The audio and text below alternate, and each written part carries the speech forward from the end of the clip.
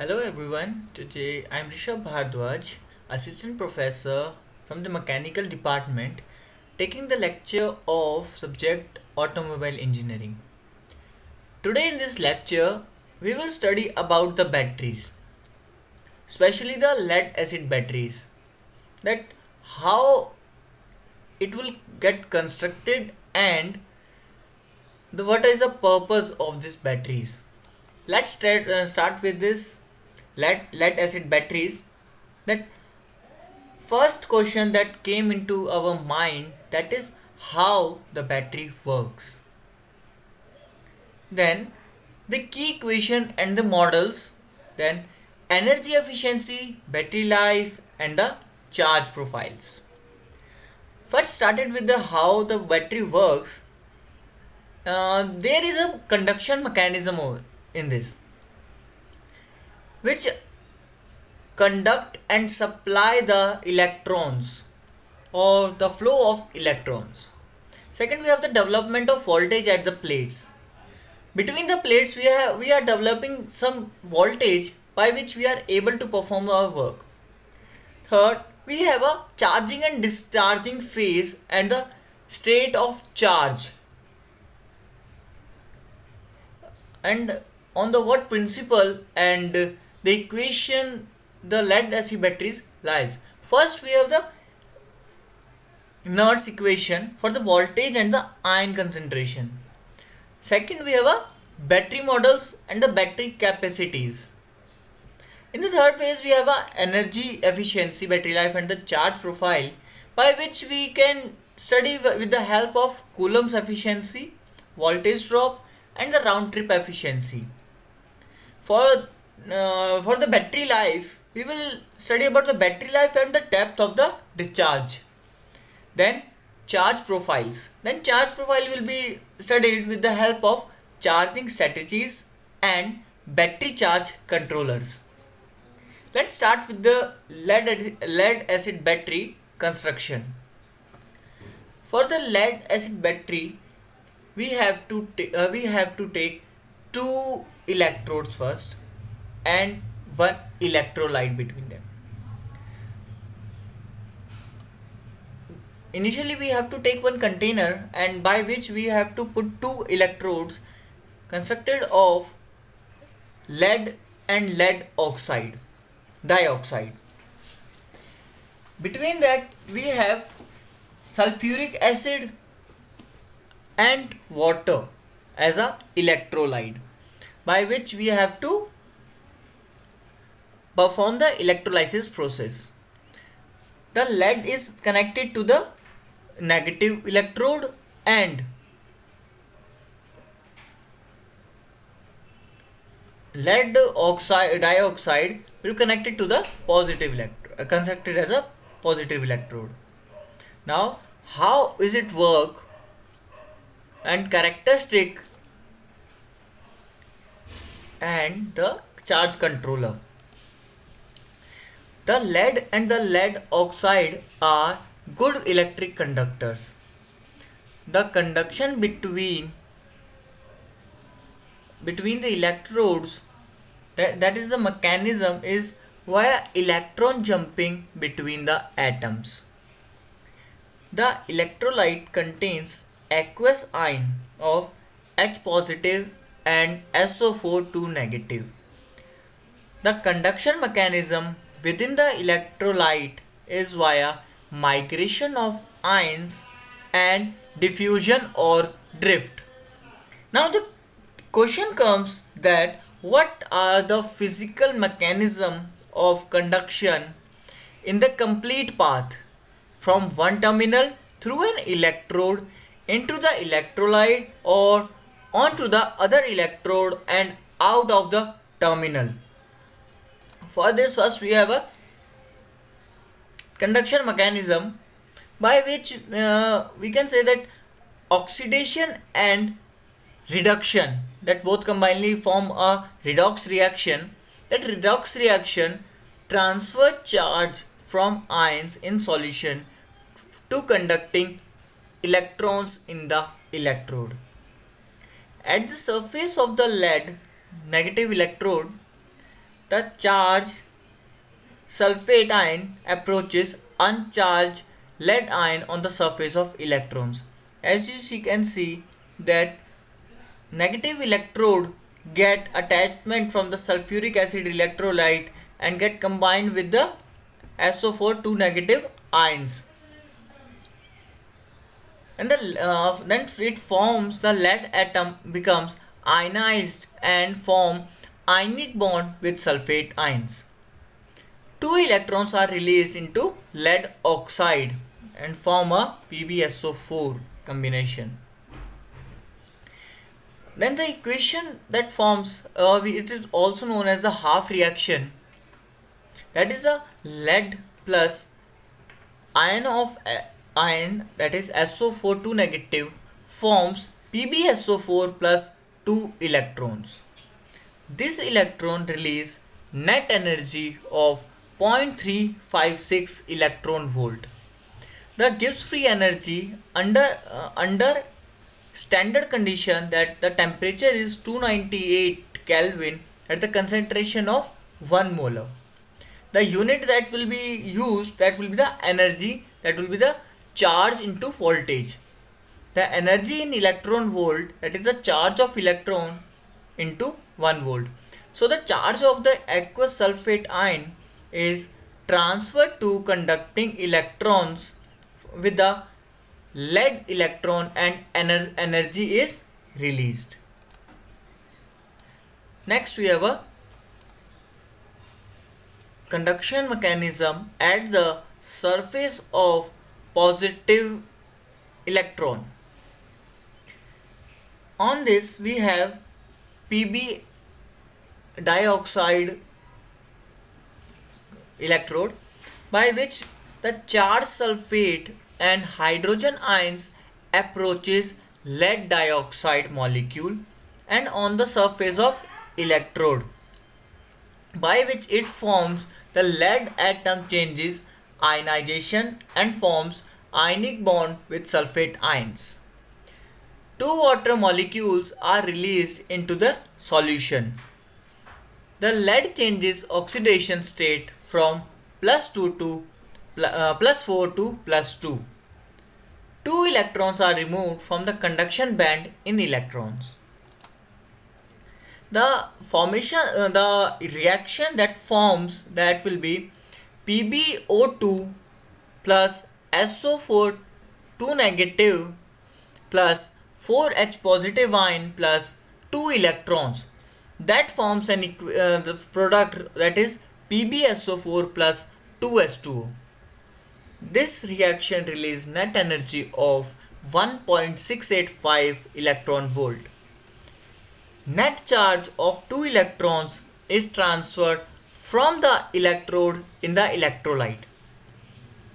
Both half reactions cause the electrode to become coated with lead sulfate and reduce the concentration of acid electrolyte. Let's discuss how the battery develop voltage. For this, let's consider an experiment that new electrode are placed inside electrolyte with no external electrical circuit connected. The reaction start to occur and they will use the aqueous ion near the electrode.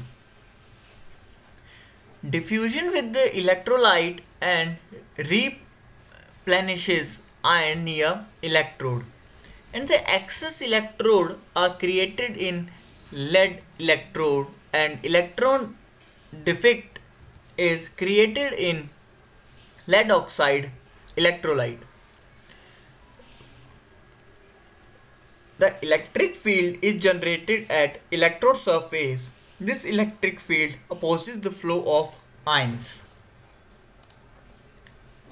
Next we have a battery voltage at zero current. It is the energy barrier at electrode surface. It means the chemical reaction at the electrode surface introduce electrons into lead electrode and create a defect of electron in a lead dioxide electrode. These changes change the voltage of the electrons. The system reaches equilibrium when the energy requires to deposit or remove an electron equal to the energy generated by the reaction. It means that the total voltage at the constant T is temperature is equal to 298 Kelvin, and at 1 molar acid electrolyte is 0.356 plus 1.685 is equal to 2.041 volt, by which we can say that the total voltage is, in addition, that will be the energy generated by the negative electrode and the positive electrode, that is lead and the lead dioxide respectively, adding the charge of both the electrodes, and we will get the complete voltage of the batteries. Next we have a battery state or charge, that are generally known as SOC. We have the two parameters, that fully charged or completely discharged. At the state of charge, at fully charged that will be the 100%, at discharge it will be the 0%. At depth of discharge, the fully charged will be 0% and completely discharged will be 100%. The concentration of the electrolyte at fully charged will be near about 6 molar, and in case of discharge it will be near about 2 molar. If we are talking about the specific gravity at the fully charged, that will be 1.3, and at the discharge phase that will be 1.1. When there is no load on the battery, at fully charged the voltage will be the 12.7 volt. At completely discharged it will be the 11.7. The specification of these specifications can be different for the different batteries, but generally for the standards we are assuming, and we have created this statistical data. Next we have battery voltage and electrolyte concentration. From the Nernst equation we have relates the chemical reaction energy to electrolyte energy. That will be the energy at the initial plus kT by q in logarithm phase. That is the electrolyte concentration by per molar, where E stands for the energy at the given concentration, and the E naught is the energy at standard at 1 molar conduction.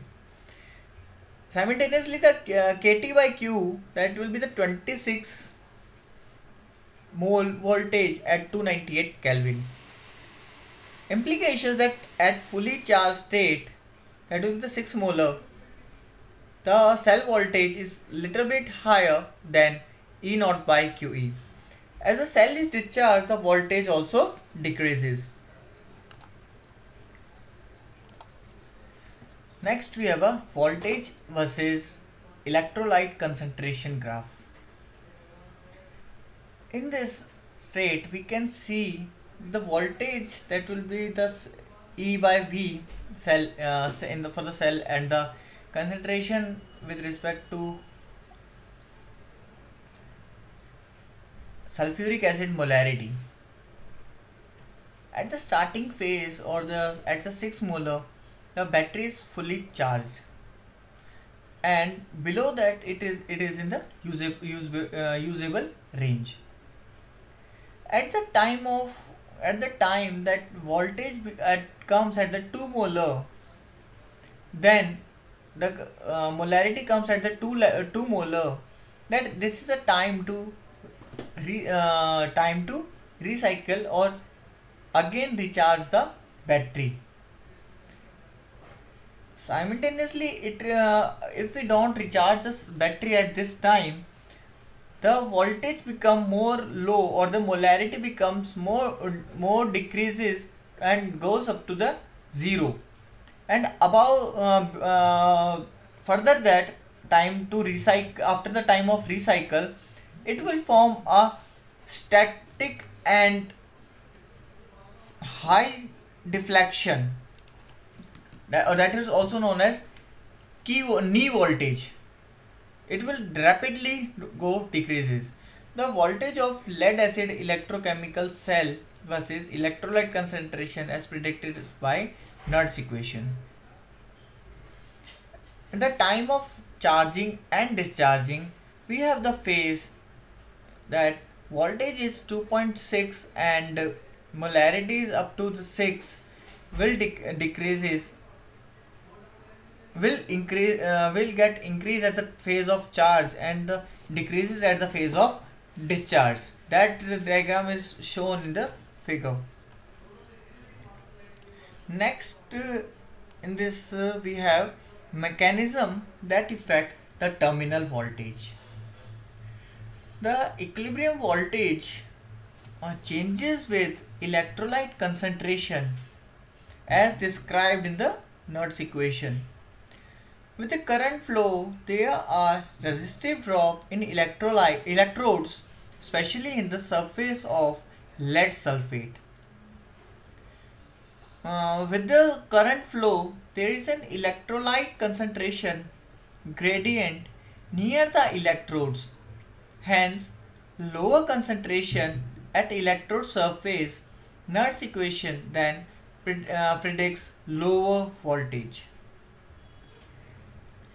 Additional surface chemistry issues we have, that is activation energies of surface chemistry and the energy needed for the movement of reacting species through the electrodes.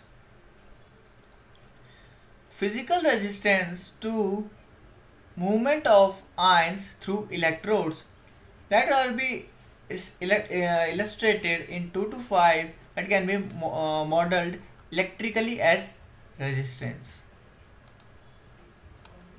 Next we have a a basic battery model, in which we have SOC, state of charge, then we have a resistance of discharge and charge.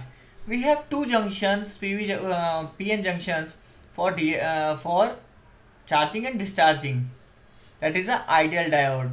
And finally we have a voltage where we will take it as a output. Then dependence of model parameter on the battery state of charge, that will be seen by the diagram, by which one curve of charge is rapidly increasing and discharge curve is also decreasing, where the voltage of state of charge is initially increased and become at a saturation, or could be said as constant. Next we have a types of lead acid batteries. We have a car batteries. For the car batteries, that SLI, that is starter lightning ignition, that is designed to provide the short burst of high current, maybe 500 ampere to the crank engine, that cannot be handle a deep charge application, and typically lifetime of this is 500 cycle at 20% depth of discharge. Second, the keep discharge battery. We have this power lab cart for rush construction, big thicker electrode, calcium and alloy, stronger plate while maintaining low leakage current, and more space below electrode are accumulated of debris before plate are shorted. I have the sealed valve regulated absorbent glass material and related 56 ampere hour at 2.33 ampere for 24-hour discharge rate. Third one is the golf cart or the forklift batteries. It is a similar or the second categories. It is bigger in size and very rushed and low cost, established for the industries, anatomy, alloy and strong bit electrodes, but low leakage current than second one, and can be last for the 10 to 20 years. The manufacturer specification for our power lab battery is that a nominal capacity of ampere hour, that is 25 degrees Celsius to 1.75 volt per cell. For the 1 hour, that is 36 ampere per hour, ampere hour. For the 2 hours is 45 ampere hour. For 4 hours we have 46 ampere hour. For 8 hours that is 49 ampere hour, and for 24 hours that is 56 ampere hour. And we have a battery capacity. The quantity C is defined as the current that discharges the battery in 1 hour, so that the battery capacity can be said to be coulomb ampere hour unit compared unit hour. If we discharge the battery more slowly, says that the current C by 10, then we might expect that the battery would run longer for about 10 hours before becoming the discharge. In practice, the relationship between the battery capacity and discharge current is not linear, and less energy is recovered at faster discharge rate. A law relates that the battery capacity to discharge rate is Cp by A raised to power kT, where Cp is an ampere hour capacity at 1 ampere discharge rate. I is the discharge current in ampere and T is the discharge time in hour, where K is the Peucott coefficient that is typically ranges to 1.1 to 1.3. As the experiment in the lab, that K value is 1.15 and the value of C is 36 ampere and Cp is 63 ampere hour. Predict to the Peucott equation plotted. Here you can see in this figure that the curve is going upward and the discharge time is delayed. These are the manufacturing data sheets specified for the batteries and the cells. Next we have a energy efficiency. The efficiency of that will be denoted by the energy of discharge by energy at charging. EC denotes the total energy of charging, and ED shows the total discharging total energy during the discharging. The ratio of this, that the voltage efficiency into coulomb efficiency, will be the total efficiency of the battery. The energy is lost during charging when reactions other than the reversal of sulfation occur. At the beginning of charge cycle, coulomb efficiency is near about 100, and near end of discharge cycle, electrolysis of water reduces coulomb efficiency and can improve this efficiency by reducing the charge rate. The typically net coulomb efficiency is 90% and approximate voltage energy is 87%. The total energy efficiency that will be calculated at the 87 into 90%, that is 78%, and the commonly quoted estimated is 75%. This is the battery expected life cycle of a battery life. Initially, it has been formed to the about 5,000 cycles. Then, simultaneously with the period of time or the percentage of discharging, the life of the battery is reducing spontaneously. Even in this diagram, we can see that the per depending upon the percentage of depth of discharge, the life cycle is reducing gradually. Then we have a charge management. Then over discharge led to sulfation and the battery is ruined. The reaction become irreversible when the size of lead sulfate formation become too large, and overcharging cause the other undesirable reaction to occur, that is the electrolysis of water and generation of hydrogen gas. And electrolysis of other component in electrodes are electrolyte, which can generate bulging and deformation of cases and sealed batteries. If the battery charge management to extend life of battery, the we have to take into several factors, that is limit depth of discharge. When charged but not used, employ float mode to prevent leakage current from the discharging battery.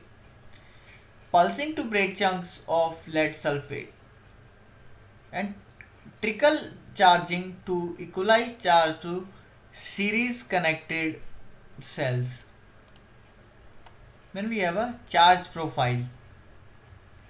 Typically a good charge profile, that is bulging charging at maximum power, that the terminate when battery is 80% and charge when a voltage set point is raised. At the constant voltage, the current will decrease and this reduces guessing and improves the charge efficiency.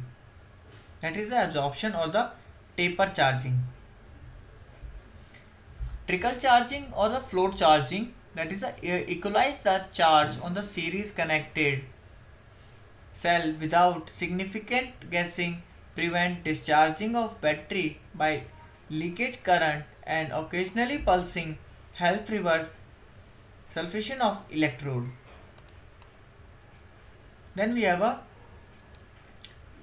charge and the float voltage. We have a volt per cell one side, and second we have a battery temperature. At the float voltage, it will be decreased 2.6 to 2.1, and the charge voltage from 2.78 to about 2.3. The good charger can program charge or float voltage to need to specific battery type. The temperature compensates the voltage set points. Maintaining the battery in fully charged state when it is stored. Avoid the overcharging battery and taper back charging current to improve the charge efficiency and reduce the outgassing. Then we have a battery charger controller. For the battery charger controller, we have a PV array, then the charge controller, inverter and AC load. Prevent the sulfation of the battery, low SOC disconnects, and float or trickle charge mode. Then the control charge profile, we have multi-mode charging set points by which we are able to set the time. Then we have a night time discharge or PV panel. Direct charging transfer, charge battery by direct direct connection of PV array. And MPPT, that connects DC-DC converter between PV array and battery. This controls the converter with maximum power point tracker. Thank you for watching this video. This is come to an end, and today we have learned about the battery, their construction, purposes, and charging and discharging phase of the lead acid batteries. Thank you and stay tuned for the more videos. Thank you.